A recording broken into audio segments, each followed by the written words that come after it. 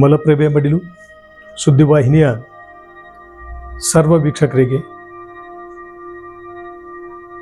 ಹೊಸ ವರ್ಷದ 2025ನೇ ಹೊಸ ವರ್ಷದ ಶುಭಾಶಯಗಳು.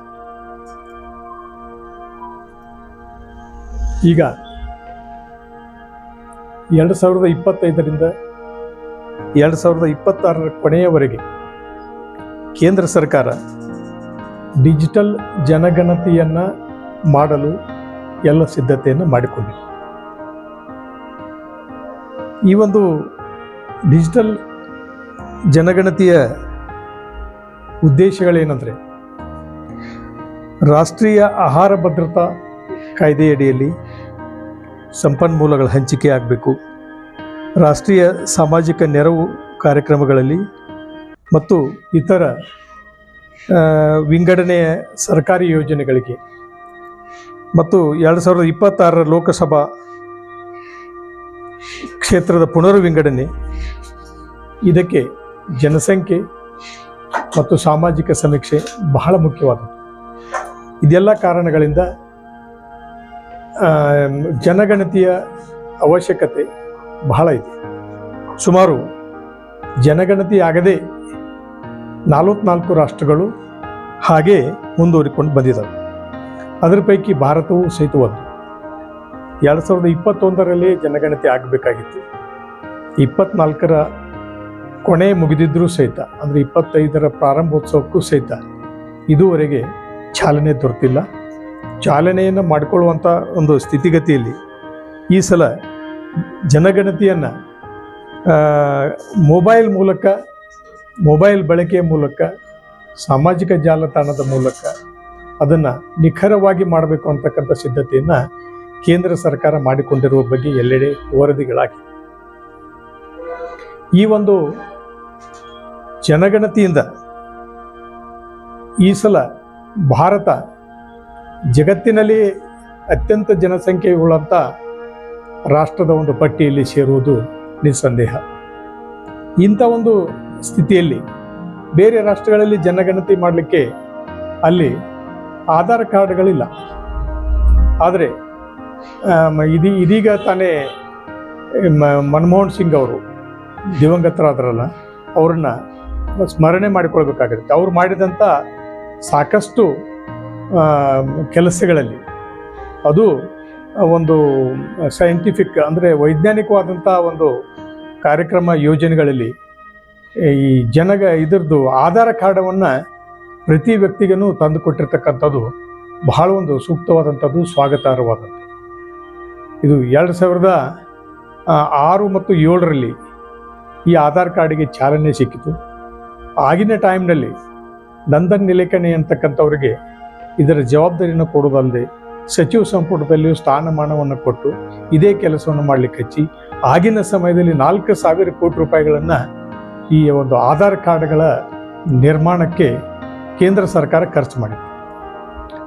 ಆವಾಗ ಮಾನ್ಯ ಈಗಿನ ಪ್ರಧಾನಿಗಳಾಗಿರ್ತಕ್ಕಂಥ ನರೇಂದ್ರ ಮೋದಿಯವರು ಆವಾಗ ಈ ಬಗ್ಗೆ ಟೀಕೆಯನ್ನು ಮಾಡಿದರು. 4,000 ಕೋಟಿ ರೂಪಾಯಿ ಖರ್ಚು ಮಾಡಿ ಆಧಾರ್ ಕಾರ್ಡ್ಗಳನ್ನು ಮಾಡಲಿಕ್ಕೆ ಮನಮೋಹನ್ ಸಿಂಗ್ ಅವರ ಸರ್ಕಾರ ಇದನ್ನು ವ್ಯರ್ಥ ಪ್ರಯತ್ನ ಮಾಡ್ತಾ ಇದೆ ಅಂತಕ್ಕಂಥ ಟೀಕೆಗಳನ್ನು ಸಹಿತ ಈಗಿನ ಪ್ರಧಾನಿಯವರು ಮಾಡಿದ್ರು ಆವಾಗ.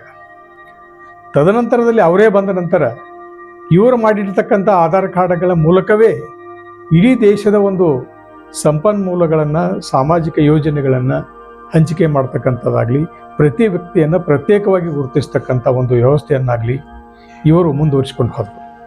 ಇವತ್ತು ಆಧಾರ್ ಕಾರ್ಡ್ ಇಲ್ಲದೆ ಯಾವ ಕೆಲಸನೂ ಆಗ್ತಾ ಇಲ್ಲ. ಪ್ರತಿಯೊಂದು ಆಧಾರ್ ಕಾರ್ಡ್ದ ಮೂಲಕವಾಗಿಯೇ ಎಲ್ಲ ಕೆಲಸಗಳಾಗ್ತಾ ಇದ್ದಾವೆ. ಇಂಥ ಒಂದು ಸ್ಥಿತಿಯಲ್ಲಿ ಈ ಕೇಂದ್ರ ಸರ್ಕಾರ ಜನಗಣತಿಯನ್ನು ಡಿಜಿಟಲೀಕರಣ ಮಾಡುವಂಥ ಒಂದು ಸಾಹಸವನ್ನು ಏನು ಮಾಡ್ತಾ ಇದೆ. 2025ರಿಂದ 2026 2 ವರ್ಷಗಳವರೆಗೆ ಇದನ್ನು ಒಂದು ಗಣತಿ ಕಾರ್ಯವನ್ನು ಮಾಡೋದರ ಜೊತೆಗೆ ಸುಮಾರು 80,000 ಕೋಟಿ ರೂಪಾಯಿಗಳನ್ನು ಇದಕ್ಕಾಗಿ ಖರ್ಚು ಮಾಡ್ತಕ್ಕಂಥ ಒಂದು ಯೋಜನೆಯನ್ನು ಹಮ್ಮಿಕೊಂಡಿದೆ. ಆದರೆ ನಾವು ಪದೇ ಪದೇ ನಮ್ಮ ವಾಹಿನಿಯ ಮೂಲಕ ಇದಕ್ಕೊಂದು ಸರ್ಕಾರಕ್ಕೆ, ಕೇಂದ್ರ ಸರ್ಕಾರಕ್ಕೂ ಆಯ್ತು, ರಾಜ್ಯ ಸರ್ಕಾರಕ್ಕಾಯ್ತು, ಮತ್ತು ಶಾಸಕರಿಗೆ, ಸಂಸದರಿಗೆ ಎಲ್ಲರಿಗೂ ಸಹಿತ ಒಂದು ಮನವಿಯನ್ನು ಮಾಡ್ತಾ ಇದ್ದೇವೆ ಪ್ರತಿ ಸಲನೂ.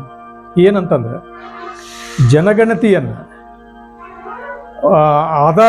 ಆಧಾರ್ ಕಾರ್ಡ್ಗಳ ಮೂಲಕ ಮಾಡಿ ಆಧಾರ್ ಕಾರ್ಡ್ನಲ್ಲಿ ಪ್ರತಿ ವ್ಯಕ್ತಿಯ ಅವನ ಧರ್ಮ ಯಾವುದು, ಅವನ ಮುಖ್ಯ ಜಾತಿ ಯಾವುದು, ಅವನ ಉಪಜಾತಿ ಯಾವುದು, ಅವನ ರಕ್ತದ ಗುಂಪೇನು, ಅವನ ಹೆಂಡತಿ ಹೆಸರೇನು ಮತ್ತು ಇತರ ಎಲ್ಲ ಅವನ ಶಿಕ್ಷಣ, ಉದ್ಯೋಗ, ಅವನು ಏನು ಮಾಡಿಕೊಂಡು ಬಂದಿದ್ದಾನೆ, ಈ ಥರ ಎಲ್ಲ ವಿವರಗಳನ್ನು ಸಹಿತ ಆಧಾರ್ ಕಾರ್ಡ್ನಲ್ಲಿ ಸೇರಿಸಿದ್ದೇ ಆದರೆ ಇದು ಜನಗಣತಿನೂ ಆಗತ್ತೆ, ಜಾತಿ ಗಣತಿನೂ ಆಗತ್ತೆ, ಸಾಮಾಜಿಕ ಸಮೀಕ್ಷೆನೂ ಆಗತ್ತೆ, ಎಲ್ಲ ಪ್ರತಿಯೊಂದು ಆಗತ್ತೆ. ಅಂದರೆ ಈಗ ಭಾರತದಲ್ಲಿ ಸುಮಾರು 99% ಜನ, 99% ಜನ ಆಧಾರ್ ಕಾರ್ಡ್ಗಳನ್ನು ಹೊಂದಿರೋದ್ರಿಂದ ಈ ಆಧಾರ್ ಕಾರ್ಡನ್ನೇ ಜನಗಣತಿಯನ್ನು ಮಾಡಿಕೊಂಡು, ಜಾತಿ ಗಣತಿಯನ್ನು ಮಾಡಿಕೊಂಡು, ಸಾಮಾಜಿಕ ಸಮೀಕ್ಷೆಯನ್ನು ಮಾಡಿದ್ದೇ ಆದಲ್ಲಿ ಇದು ಒಂದು ಮಾಹಿತಿಯನ್ನು ಅದರಲ್ಲಿ ಸೇರಿಸಿಬಿಟ್ರೆ ಎಲ್ಲ ಮಾಹಿತಿಗಳು ಸಹಿತ ಸಂಪೂರ್ಣವಾಗಿ ಬರ್ತಾ ಇದ್ದಾವೆ.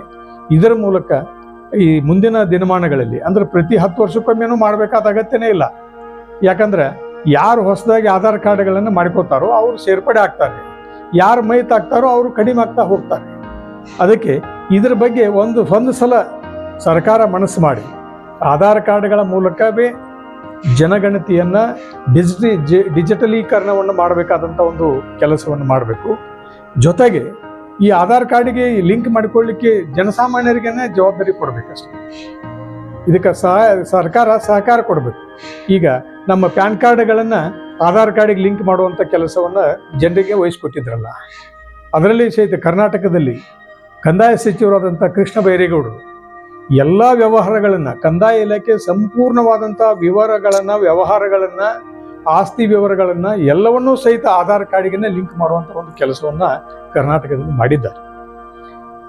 ಹಂಗೆ ಇದು ಸಹಿತ ಒಂದು ಜಾತಿ ಗಣತಿಯನ್ನು, ಜನಗಣತಿಯನ್ನು ಮತ್ತು ಸಾಮಾಜಿಕ ಸಮೀಕ್ಷೆಯನ್ನು ಎಲ್ಲವೂ ಒಂದರಲ್ಲೇ ಬರಬೇಕು. ಆ ಥರ ಮಾಡಿದರೆ ಇದು ಸರ್ಕಾರಕ್ಕೆ 80,000 ಕೋಟಿ ರೂಪಾಯಿಗಳ ವೆಚ್ಚವನ್ನು ಮಾಡಬೇಕಾದಂಥದ್ದೂ ಹೋಗುತ್ತೆ.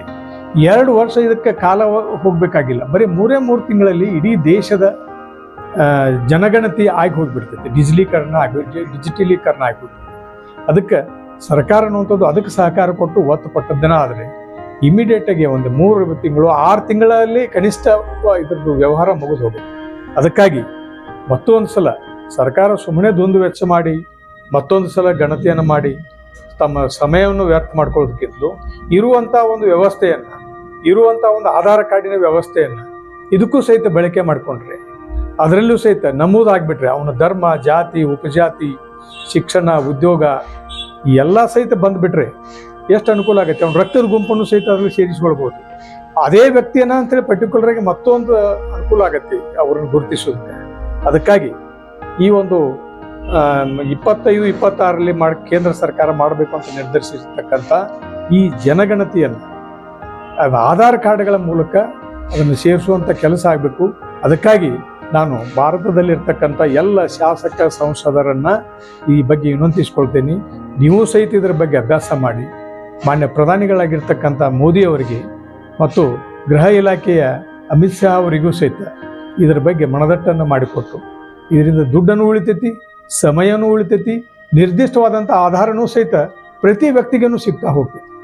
ಆಮೇಲೆ ಎಷ್ಟು ಜನ ಅದಾರು, ಯಾವ ಧರ್ಮದವ್ರು ಎಷ್ಟು ಜನ ಅದಾರೆ, ಯಾವ ಜಾತಿಯವ್ರು ಎಷ್ಟು ಜನ ಅದಾರೆ, ಯಾವ ಉಪಜಾತಿಯವ್ರು ಎಷ್ಟು ಜನ ಅದಾರೆ, ಎಲ್ಲ ಉದ್ಯೋಗಗಳು ಎಲ್ಲ ಇವು ಸಿಕ್ಕಿಬಿಡ್ತಾವೆ ಮಾಹಿತಿಗಳು. ಆಮೇಲೆ ರಕ್ತದ ಗುಂಪು ಸಿಕ್ಕರೆ ಅವನು ವೈಯಕ್ತಿಕವಾದಂಥದ್ದು ಅದು ಸಹಿತ ಇಮಿಡಿಯೇಟಾಗಿ ಗೊತ್ತಾಗ್ತದೆ. ಯಾವಾಗಾರ ಅಪಘಾತಗಳಾದಾಗ ಆ ವ್ಯಕ್ತಿ ರಕ್ತದ ಗುಂಪು ಏನು ಅನ್ನೋದನ್ನು ನಾವು ಇಮಿಡಿಯೇಟಾಗಿ ತೆಗೆಯುವಂಥ ಒಂದು ಕೆಲಸನೂ ಆಗ್ತದೆ. ಅದಕ್ಕಾಗಿ ಈ ಎಲ್ಲ ಥರದಿಂದ ಉಪಯೋಗ ಇರ್ತಕ್ಕಂಥ ಈ ಒಂದು ಆಧಾರ್ ಕಾರ್ಡನ್ನು ಎಲ್ಲ ಕೆಲಸಕ್ಕೂ ಉಪಯೋಗಿಸ್ಕೊಳ್ತಾ ಇದ್ದೀರಿ. ಆದರೆ ಈ ಜನಗಣತಿಗೆ ಇದನ್ನು ಯಾಕೆ ಉಪಯೋಗಿಸ್ಕೊಳ್ಬಾರ್ದು ಅಂತಕ್ಕಂಥ ಒಂದು ನಮ್ಮ ಆಶಯ ಇದೆ. ಅದಕ್ಕಾಗಿ ನಮ್ಮ ವಾಹಿನಿ ಮೂಲಕ ಇನ್ನೊಂದು ಸಲ ನಾನು ಸಮಾಜದಲ್ಲಿರ್ತಕ್ಕಂಥ ಶಾಸಕ ಸಂಸದರಿಗೆ ವಿನಂತಿಸ್ಕೊಳ್ತಾ ಇದ್ದೀನಿ. ತಾವುಗಳು ಮುಂದಿನ ಬರ್ತಕ್ಕಂಥ ಡಿಜಿಟಲ್ ಜನಗಣತಿಯನ್ನು ಆಧಾರ್ ಕಾರ್ಡಿನ ಮೂಲಕವೇ ಮಾಡಬೇಕು, ಆಧಾರ್ ಕಾರ್ಡ್ನಲ್ಲಿ ಸೇರಿಸುವಂಥ ಕೆಲಸ ಆಗಬೇಕು. ಇದಕ್ಕಾಗಿ ಸರ್ಕಾರ ದುಂದು ವೆಚ್ಚ ಮಾಡದೆ ಈ ಜವಾಬ್ದಾರಿಯನ್ನು ಜನಸಾಮಾನ್ಯರ ಹೆಗಲಿಗೆ ಹಾಕಿ ಕೊಡಬೇಕು. ಯಾಕಂದರೆ ಈ ಎಲ್ಲ ಕೆಲಸವನ್ನು ಅವ್ರಿಗೆ ಹೆಗಲಿಗೆ ಹಾಕಿದಿರಿ ನೀವು, ಇದನ್ನ ಯಾಕೆ ಹಾಕ್ತಾ ಇಲ್ಲ? ಇದು ಸ್ಪಷ್ಟವಾದಂಥ ಮಾಹಿತಿ ಬೇಕಾಗಿದೆ, ನಿಖರವಾದಂಥ ಮಾಹಿತಿ ಬೇಕಾಗಿದೆ. ಈಗ ನೋಡಿ, ಹಿಂದೆ ಕರ್ನಾಟಕದಲ್ಲಿ ಅದು ಸಾಮಾಜಿಕ ಸಮೀಕ್ಷೆ ಅಂತೇಳಿ ಮಾಡಿದರು 2015ರಲ್ಲಿ. 2024ರಲ್ಲಿ ಅದನ್ನು ಸ್ವೀಕಾರ ಮಾಡಿದರು. ಅಂದರೆ ಸುಮಾರು 9 ವರ್ಷದ ನಂತರ ಹಿಂದೆ ಮಾಡಿರ್ತಕ್ಕಂಥ ಸಮೀಕ್ಷೆಯನ್ನು ಈಗ ಸ್ವೀಕಾರ ಮಾಡಿತ್ತು ಸರ್ಕಾರ. ಅದರ ಮೂಲಕ ಯಾವುದೇ ನಿರ್ಧಾರ ತಗೊಂಡು ಅದು ನಿರ್ದಿಷ್ಟವಾದಂಥ ನಿರ್ಧಾರ ಆಗೋದಿಲ್ಲ.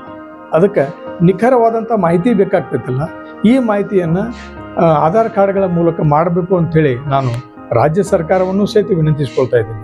ಆಧಾರ್ ಕಾರ್ಡವನ್ನು ಜನಗಣತಿಗಾಗಿ ಉಪಯೋಗಿಸ್ಕೊಳ್ರಿ, ಡಿಜಿಟಲೀಕರಣವನ್ನು ಜನಗಣತಿಯ ಡಿಜಿಟಲೀಕರಣವನ್ನು ಮಾಡಿ ಅಂತಕ್ಕಂಥ ಒಂದು ವಿನಂತಿಯನ್ನು ಮಾಡಿಕೊಂಡು ನನ್ನ ಮಾತನ್ನು ಮುಗಿಸ್ತೀನಿ. ಜೈ ಹಿಂದ್, ಜೈ ಕರ್ನಾಟಕ.